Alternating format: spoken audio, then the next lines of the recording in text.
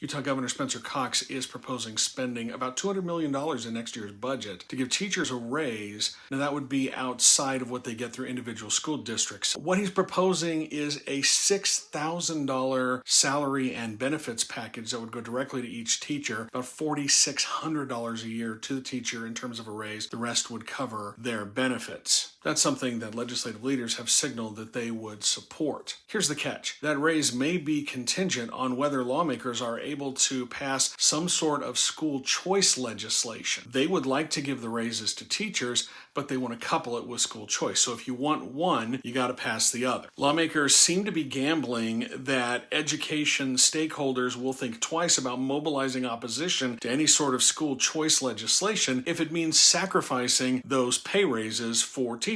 Earlier this year, lawmakers tried to pass school choice legislation. They called it opportunity scholarships. It cost about $36 million, and it would have allowed kids to use state money to go to private schools. That bill passed the Utah House, but it died in the Senate before the end of the 2022 session, and Governor Cox said he would have vetoed the measure anyway. In 2007, lawmakers passed a school voucher bill, but opponents were able to get enough signatures to put that one on the ballot where it was defeated, so the law was repealed. 62% of Utahns voted against that school vouchers bill. This wouldn't be the first time that lawmakers used a financial threat to pressure schools and teachers in the state. In 2021, during the COVID pandemic, lawmakers set aside some money to give a bonus to teachers and professional staff in schools because of the hard year that they had just gone through because of COVID-19. But they threatened to withhold that bonus from teachers in the Salt Lake City School District unless the district returned to in-person classes. They were the only district that wasn't offering an in-person option at that time. Eventually, the Salt Lake City School District cut a deal with lawmakers, started offering in-person classes, and they were able to secure those bonuses. Now, this is just a proposal